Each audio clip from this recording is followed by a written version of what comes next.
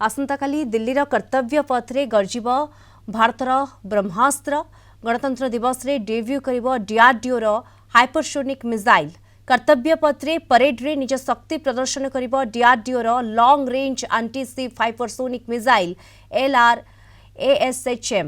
तेबे 77तम गणतंत्र दिवस परेड रे यार प्रदर्शन प्रतिरक्षा क्षेत्र में भारतर आत्मनिर्भरता को प्रदर्शित करिब एई बाहुबली मिसाइल। डीआरडीओ द्वारा संपूर्ण भाव में विकसित क्षेपणास्त्र प्रतिरक्षा प्रजुक्ति विद्या रे भारतर आत्मनिर्भरशीलतार एक अंश। 1500 किलोमीटर दूर थिबा टार्गेट को 15 मिनिट रे ध्वंस करि परिबो एई हाइपरसोनिक मिसाइल। यार गति एवं डिजाइन एभली भावे तैयारी होईछि जे शत्रु राडार रे आसीबा कष्टकर। या सहित जहाज आधारित प्रतिरक्षा व्यवस्था पर चिन्हट किंबा अटकाइबा अत्यंत कष्टकर होता है। यह मिसाइल विभिन्न पेलोड बहन कर समस्त श्रेणी युद्ध जहाज को नष्ट करने को सक्षम। क्षेपणास्त्र भविष्य संस्करण 3500 किलोमीटर पर्यंत सीमा हासिल कर आशा कर समुद्र जल में क्षमता भारतर क्षमता वृद्धि कर भारतीय नौसेनार आवश्यकता क्षेपणास्त्र को विकसित कर डीआरडीओ। कर्तव्य पथरे प्रदर्शित है ब्रह्मास्त्र एवं डीआरडीओ यहाकू विकसित करिछि। भारतीय नौसेनार आवश्यकता देखि विकसित करा आसताकाली दिल्लीर कर्तव्य पथरे गर्जिब भारतर ब्रह्मास्त्र। सब अधिक आलोचना करबा आलोचना पे आम सहित जोड़ी होइछन्ति प्रतिरक्षा विशेषज्ञ कर्नल शरत महापात्र जोड़ी होइछन्ति।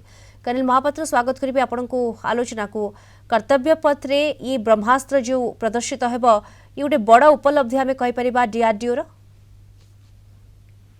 आसंता काली गणतंत्र दिवस भारतर गणतंत्र दिवस रे प्रति वर्ष आमे आमर निजर स्वदेश ज्ञान कौशल रे निर्मित विभिन्न युद्धास्त्र प्रदर्शन करथाउ एवं आसंता काली मध्य एई कर्तव्य पथरे आमे आमर पारदर्शिता प्रतिरक्षा क्षेत्र रे जो प्रोग्रेस हेछि बा उन्नति हेछि ताकू सारा विश्व को अवगत कराया पई युद्धास्त्र गुड़िक प्रदर्शित रही LHSRM सुपरसोनिक एटा होची गोटे होची सबसोनिक सुपरसोनिक एटा ता उपरे या फल 1500 किलोमीटर दूर क्षेपणास्त्र शत्रु पक्षर नौसेना को ध्वंस कर समर्थ।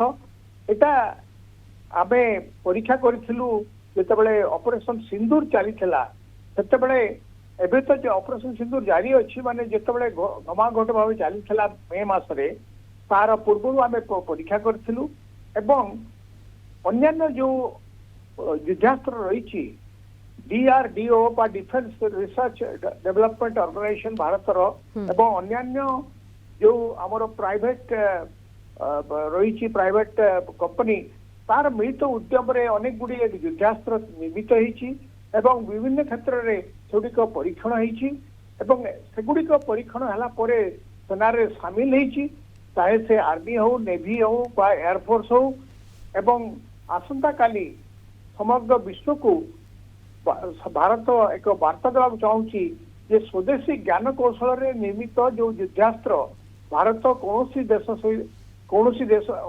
पाश्चात्य देश सहित तुलनीय एवं आमर युद्धास्त्र आम बेस शक्तिशाली कर संदेह नहीं। तेणु जो कर्तव्य पथरे जो प्रकार प्रदर्शन हेब केवल यही जो युद्धास्त्र नुहे ड्रोन अच्छी मिसाइल अच्छी एवं अन्यान्य जो मारणास्त्र सेगुड़ी को प्रदर्शित करा एवं एक वार्ता दिया भारत तार स्वदेशी ज्ञान कौशल रे किभरी तार प्रतिरक्षा व्यवस्था को दिनक दिन अग्रसर करुच्ची उन्नति घटाऊँची एवं सेथिपाई समग्र विश्व तार जो प्रकार आमदानी पाई जो प्रकार आसवा कथा देश को आम देश जो युद्धास्त्र किंतु ये गोटे स्मरणीय एवं ऐतिहासिक मुहूर्त हम एत कर्तव्य पथरे प्रदर्शित होब ब्रह्मास्त्र। धन्यवाद आपको कर्नल शरत महापात्र प्रतिरक्षा विशेषज्ञ जोड़ी होते आलोचना।